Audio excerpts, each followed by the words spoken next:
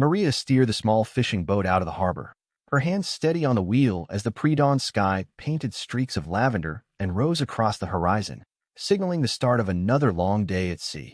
She inhaled the cool, salty air deeply, feeling it fill her lungs with a sense of calm determination that had sustained her since the day she decided to face the water alone. Behind her, Jonah, her 8-year-old son, watched silently from a wooden bench, his eyes wide with excitement, and a trace of nervousness as he gripped the edge of the seat. Maria's heart swelled with pride at his eagerness, remembering his first words when he saw the sea. "Mama, it's like the sky dipped into the water." She smiled at the memory, her mind wandering to the countless mornings she had spent preparing Jonah's breakfast before school, never imagining this moment would become their greatest adventure. As the boat cut through the gentle waves, Maria checked the engine gauges again, listening for any unusual noise that might signal a problem. Jonah leaned forward, his small hands resting lightly on the cabin roof, as if he could feel the boat's heartbeat through the metal and what beneath his fingers. Maria reached back and squeezed his shoulder reassuringly, urging him to breathe slowly and enjoy the ride. The sun peeked over the horizon, casting long shadows on the water and illuminating the spray that followed the boat's bow like a shimmering fan. Maria spoke softly about the day's plan. They would drop the nets near the sandbank where fish often gathered and then head to the rock shelf for crab traps. Jonah repeated her instructions with a grin, practicing the terms she used, sandbank, rock shelf, and crab trap, as if they were secret codes. Maria laughed, her voice mixing with the cry of seagulls overhead, and told him that soon enough he would know every bend in the shoreline by heart. After reaching their first spot, Maria demonstrated how to cast the net in a wide arc, her arms moving in a smooth, practiced motion honed over years of early mornings and long afternoons. Jonah mirrored her movements clumsily at first, but with each attempt, his movements became more confident, and the net spread wider across the water's surface. Maria clapped when he hauled in the first catch of small, silver fish that glinted like jewels in the dim light, and Jonah's face lit up with pure joy. She praised him for his hard work and careful technique, noting how his hands had grown stronger and steadier since last season. As they sorted the fish into a wooden crate, Maria taught Jonah how to measure each catch, pointing out the difference between keeper fish and smaller ones that needed to be released. Jonah listened attentively, absorbing every detail as if they were lessons from a treasured book. But just as Maria began packing the net for a second cast, the engine shuddered violently, causing a wash of seawater to splash across the deck. Maria's heart skipped a beat as she grabbed the throttle and tried to steady the boat, but the motor died with a final sputter. The gentle rocking of the sea turned menacing, and the current began tugging the boat toward deeper waters. Maria's mind raced as she assessed their situation. No engine, growing waves, and a heavy crate of fish weighing them down. She signaled to Jonah with calm gestures, telling him to stay low and keep his life jacket on. Jonah, trusting his mother above all else, obeyed immediately, strapping the life jacket tightly and kneeling beside her. Maria searched the deck for her emergency radio, her fingers slick with seawater as she dialed the call sign she had practiced countless times. The radio crackled faintly, and she transmitted their position, her voice steady despite the tremor in her chest. No response came, only static that grew louder as the waves crashed against the hull. Maria realized they might have to rely on their own skills to survive, and began scanning the horizon for any sign of a passing boat. A heavy cloud moved across the sun, dimming the light and making the sea appear as a vast, shadowy expanse.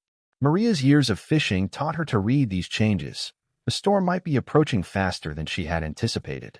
She grabbed a spare oar from the side locker and began rowing with Jonah's help, their coordinated strokes cutting through the water.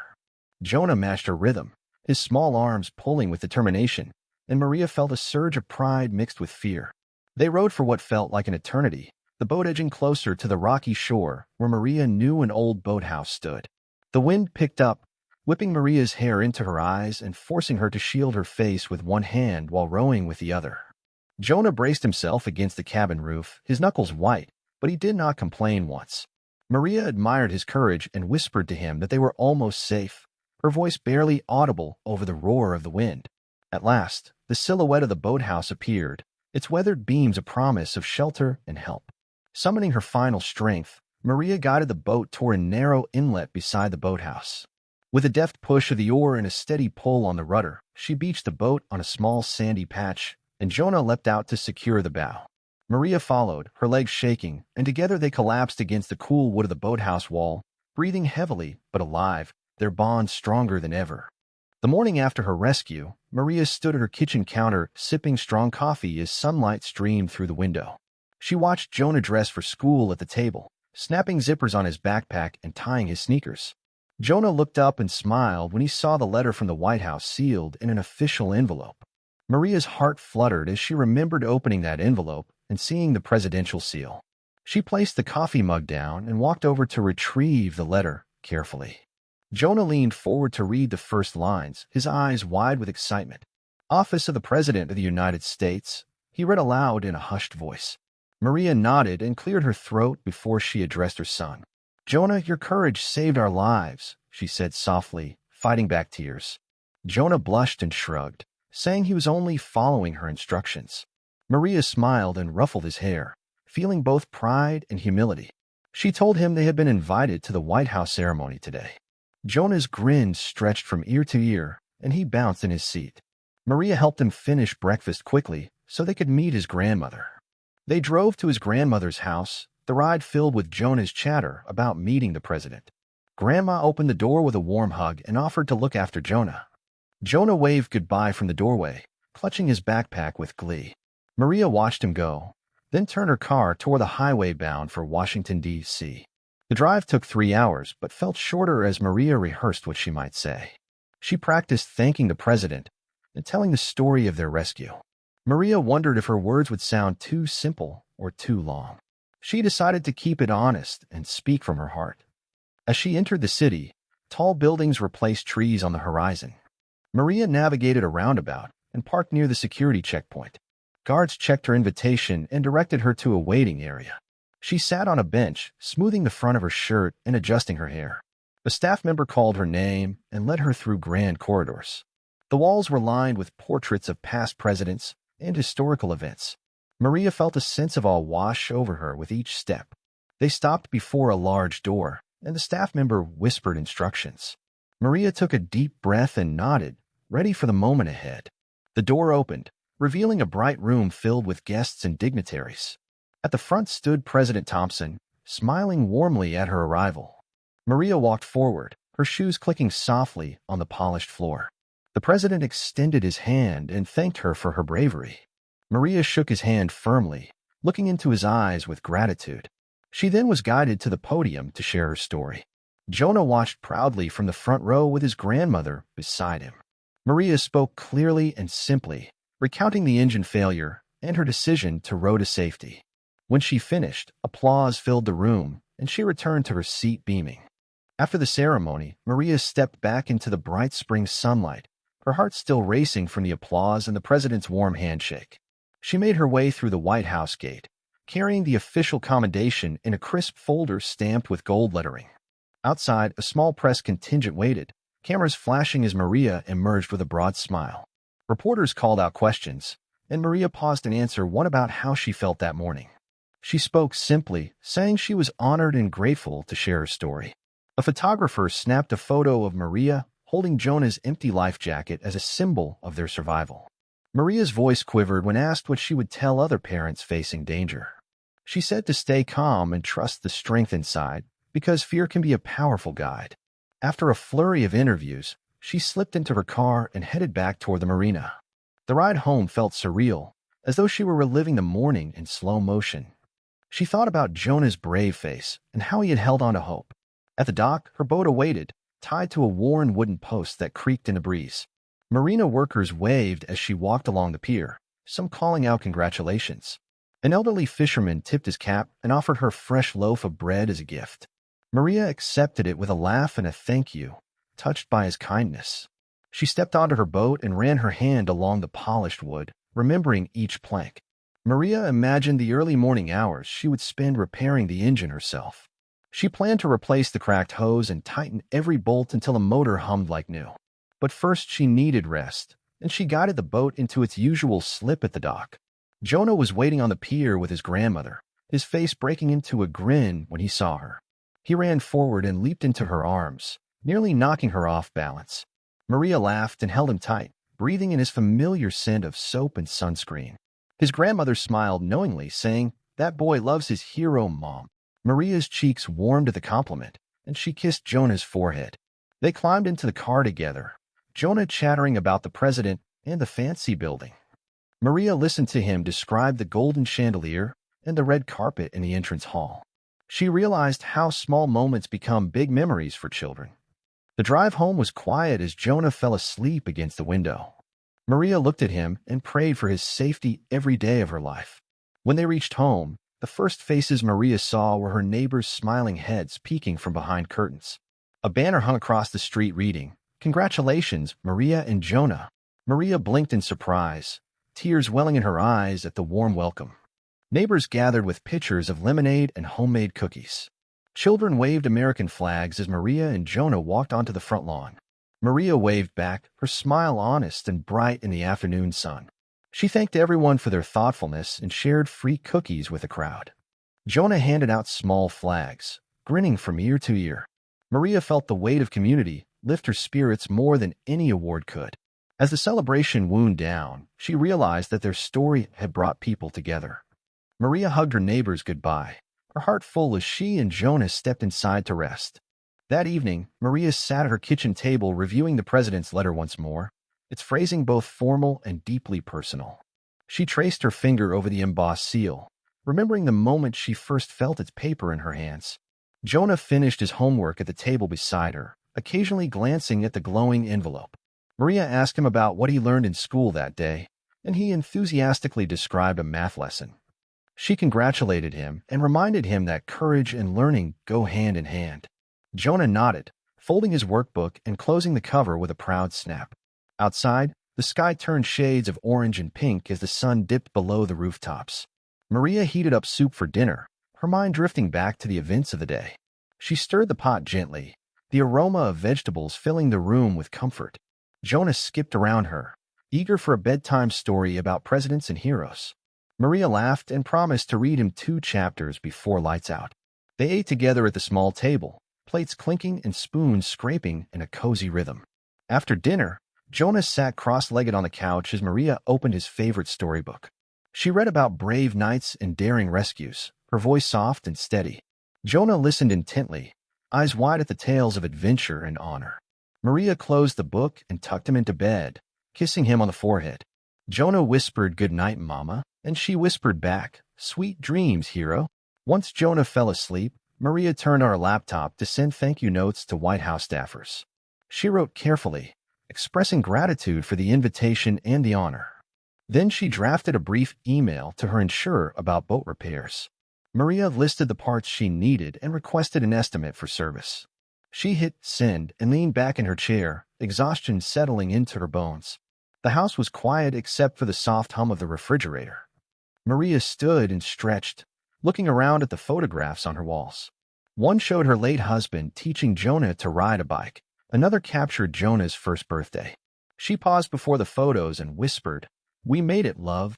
Outside, a soft breeze rustled the curtains, carrying the distant sound of a neighbor's lawnmower. Maria closed her laptop and fetched her jacket from a hook by the door. She decided on one last walk to clear her mind before bed. The air was cool and crisp as she stepped onto the porch. Maria walked slowly down the sidewalk, breathing deeply. Lights glowed warmly from neighbors' windows, and the street was peaceful. She paused under a street lamp and looked up at the stars. Maria thought of all the families who looked to the sea for their livelihood. She felt proud to represent them, even in a small way. A stray cat brushed against her leg, and she scratched it behind the ears. Maria smiled at the simple connection and continued her walk. When she returned home, she found Jonah's door slightly open with a nightlight glowing. Maria tucked herself into bed and let the day's events wash over her like gentle waves. As she drifted to sleep, she knew tomorrow would bring new challenges, and she felt ready to face them. Early the next morning, Maria rose before dawn and made her way to the empty dock, where the harbor lights still glimmered on the water like distant fireflies, reminding her that life continues even after great storms. She carried a cup of strong tea in one hand and her toolbox in the other, the weight of both comforting and practical as she prepared to inspect the engine she had barely managed to restart the day before. The sky was pale and gray, and a light mist curled around the pilings, lending an air of mystery to the silent boats that bobbed gently against their lines. Maria knelt on the deck beside her vessel and examined every hose, every bolt, and every connection she could reach, determined that nothing would fail again under her watch. With careful focus, she removed the cracked fuel line and fitted a sturdier replacement, her fingers working steadily despite the lingering ache of fatigue in her shoulders and back. Behind her, the harbor stirred to life as seagulls began their morning calls, and the distant chug of a tugboat signaled the start of another busy day for the fishermen. Maria paused to stretch and looked across the water at the lighthouse perched on a rocky outcrop, its guide light now dark, waiting for its patrol to begin at dusk. She thought of the many families who depended on the sea's bounty, just as she did, and felt a renewed sense of purpose coursing through her veins. With everything secure, Maria climbed into the cabin to test the engine, her finger poised above the ignition switch as she took a steadying breath. The motor turned over smoothly and idled with a steady purr, and Maria allowed herself a small smile before turning off the ignition to make final preparations. She set out fresh bait in the crab traps and reorganized her nets, making sure each section was mended and ready for hauling. Jonah arrived at the dock on his bicycle, sunburst helmet shining and school uniform crisp, his face lighting up when he saw his mother working diligently. He hopped off and ran over, offering to help untangle a coil of rope so Maria could focus on securing the last trap. Maria ruffled his hair and accepted his assistance, explaining patiently how to tie a proper knot that would hold steady in rough water. Together they lifted the crab pot into the boat, stacking it alongside the wooden crate where their fish catch would go later. As they worked, Maria told Jonah about the importance of preparation and respect for the sea, lessons that she hoped would guide him throughout his life. Jonah listened with the solemnity of a student at graduation, nodding earnestly as if he understood every word on a deeper level. Satisfied that everything was in order, Maria climbed back into the wheelhouse and handed Jonah the throttle, letting him feel the steady vibration of the engine beneath his fingers. Jonah's eyes widened, and he gripped the throttle with reverence, guiding the boat out of the slip and into the gentle chop of the harbor basin. Maria stood beside him, ready to take control, but proud to see how far he had come since that day of crisis. They navigated past the breakwater, where waves crashed into the rocks with steady roar, and Maria recalled how those same waves had once threatened to pull them under. She reminded Jonah to keep his eyes on the horizon, where weather can change in an instant and only vigilance can keep you safe. Jonah nodded and scanned the sky, pointing out clouds that resembled islands drifting across a gray sea. Maria smiled and encouraged him to observe every detail, from the color of the water to the direction of the wind. Their first destination was a secluded cove where lobsters often hid among the kelp, and Maria steered carefully to avoid shallow patches that might strand them. She dropped the traps one by one, each one sinking slowly and settling into the underwater forest with a soft thud. Maria and Jonah sat quietly as they waited for the traps to fill, the silence broken only by the hum of the engine and the distant cry of a gull. Jonah broke the hush by asking about the time he might someday captain his own boat, and Maria encouraged him to dream big while respecting the sea's power. The first trap came up heavy, and Jonah braced himself as he hauled it in, revealing a cluster of bright red lobsters clinging to the bait. Maria praised his strength and showed him how to measure each shell, separating the undersized lobsters that needed to go back to grow. With practiced efficiency, they transferred the legal catch into their holding bins, each lobster snapping its claws and clicking softly against the wood. When they had collected several pots worth, Maria checked her watch and decided to move on to the deeper sandbar where the larger fish awaited. They motored toward the sandbar, the boat cutting a path through the shimmering water that reflected the morning light. Jonah helped Maria bait and cast the nets, his small hands now sure and steady, no longer trembling with uncertainty. Maria reflected on how that single moment of crisis had taught Jonah to believe in himself and in her, and in the gift of facing fear and overcoming it together. As they hauled in the last net of the morning, Maria felt a surge of gratitude for the calm that followed the storm of the previous day. She looked at Jonah, who beamed with accomplishment, and knew that no medal or letter could match the pride she felt in his quiet bravery. Maria took out her phone and snapped a photo of the day's catch, intending to show it later to Jonah's grandmother. The family photo would serve as a testament to their teamwork and resilience on the open water. With the boat full and their hearts light, Maria guided them safely back to the dock, ready to share their bounty and their story with everyone who believed in them. Later that afternoon, Maria and Jonah returned to their small seaside home, where the scent of salt and lavender drifted through open windows and welcomed them like a warm embrace. Inside, Jonah's grandmother had prepared a feast of fresh vegetables, warm bread, and the first catch of the day prepared simply with lemon and herbs. They gathered around the kitchen table, laughter echoing off the walls as Jonah recounted every detail of the morning's work with animated gestures. Maria listened with a full heart, grateful for the love and support that filled the room alongside the delicious aromas. After the meal, Jonah set out jars of preserved lobster meat and small portions of fish to share with neighbors as tokens of their success. Maria watched with pride as he delivered each jar, greeting every neighbor by name and thanking them for their kindness during her recovery. When they returned home, Jonah climbed into Maria's lap as she settled into her favorite chair to read aloud from a battered journal she kept since her husband's passing. The journal chronicled every step of her journey as a widow raising her son alone on the water, and Jonah listened quietly to stories of storms weathered and obstacles overcome. Maria paused at a page where she had written about the day she met Jonah's father, recalling his gentle smile and the way he taught her to love the sea without fear. She closed her eyes and whispered his name, feeling both loss and gratitude for the life they had shared. Jonah hugged her and said he was glad her husband had taught her so much, because it made them the family they were today. Maria kissed his forehead and told him that every lesson his father taught her lived on in them. As dusk fell, the sky turned brilliant shades of pink and orange, and Maria led Jonah outside to watch the sunset paint the water in fiery hues. They sat together on the old wooden dock, legs dangling over the edge and soaked in the last light of day. Maria spoke softly about the importance of hope and the promise each sunrise brings, even after the darkest nights. Jonah nodded and leaned his head on her shoulder, content in the stillness that followed their day of adventure. The ocean reflected the colors above like a giant mirror, and Maria felt the world hold its breath for a moment of perfect peace.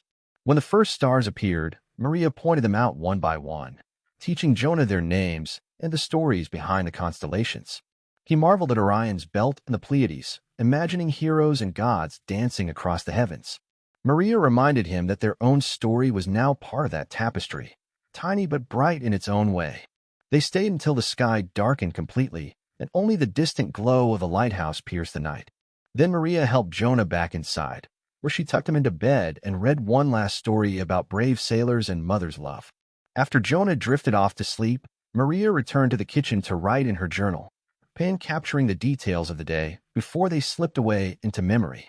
She wrote of the White House ceremony, the harvest of lobsters and fish, and the warmth of community that welcomed them home. Maria ended the entry with a promise to protect this life and these moments for as long as she drew breath. She closed the journal, its pages full of joy, grief, fear, and triumph woven together in a single tapestry. Maria glanced at the clock, almost midnight, and decided she would sleep deeply tonight, knowing tomorrow would bring its own challenges. Before bed, she set her alarm early as usual, planning another trip to sea at first light. She placed a small family photo on the nightstand, a snapshot of Maria, her husband, and baby Jonah, and whispered, "Thank you."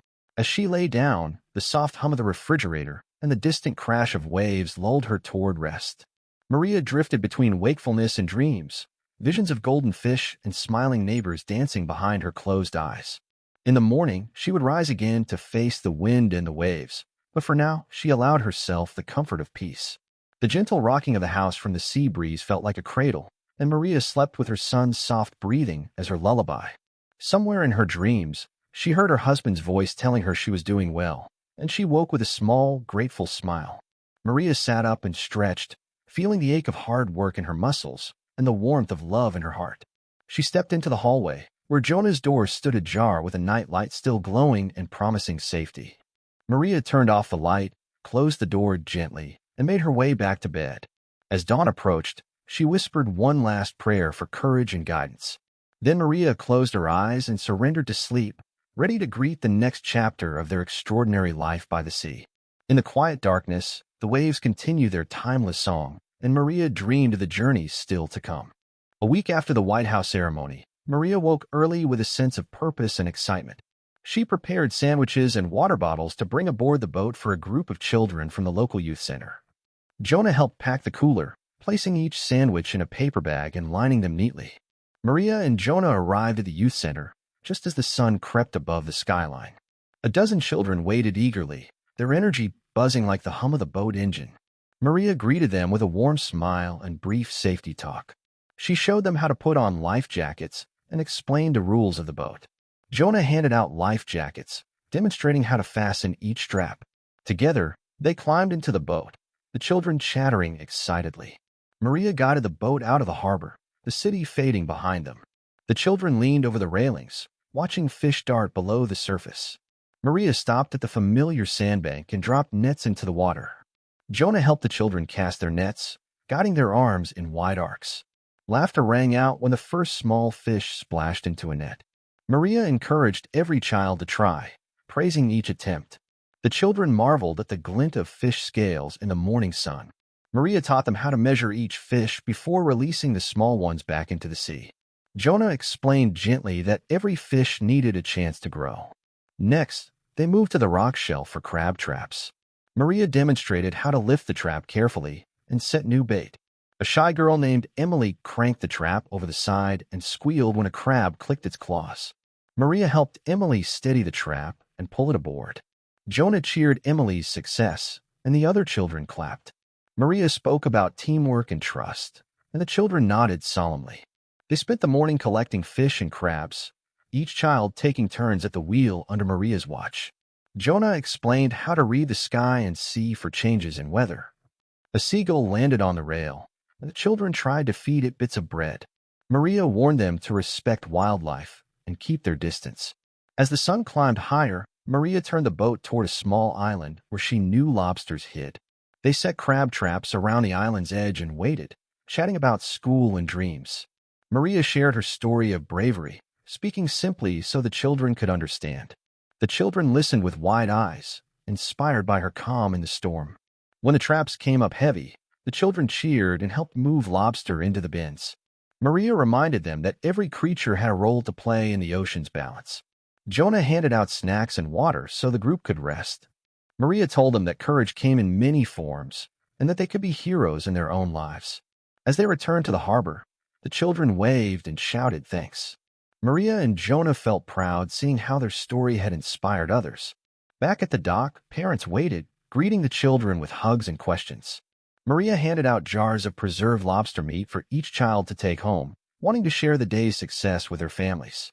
That evening, Maria and Jonas sat together at home, their tired faces lit by the soft glow of a single lamp. They recounted every moment of the youth center trip, their voices warm with joy and satisfaction. Maria realized how far they had come since the crisis at sea, and she felt gratitude fill her chest. Jonah hugged her and said he was proud to be her son and her helper. Maria smiled and told him he was the bravest boy she knew. They filed through the photos on Maria's phone, each image a memory to cherish. Later, Maria checked her mail and found another letter from the White House. This one invited her to speak at a National Mothers Leadership Conference. Maria's heart raced as she read the formal invitation. She called Jonah over and showed him the letter, and his eyes widened with delight. Jonah clapped his hands and jumped up and down. Maria laughed and hugged him close. She knew this honor carried weight and responsibility. Maria placed the letter carefully on the table. Jonah asked what she would say at the conference, and Maria said she would speak about courage and community. They spent the rest of the night drafting an outline for her speech. Jonah offered ideas, suggesting she include lessons about teamwork and hope. Maria valued his input and wrote his words down. When they finished, they closed the laptop and prepared for bed. As Maria tucked Jonah in, she thanked him for being her inspiration. Jonah whispered, "I love you, Mama," and Maria replied, "I love you too." Once Jonah was asleep, Maria sat at her desk and practiced her speech out loud.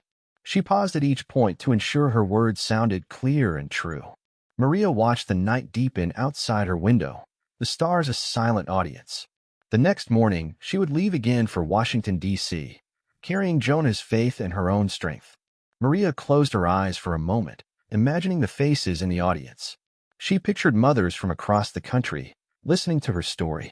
Maria promised herself she would speak honestly, with the simple words of a mother and the courage of a rescuer.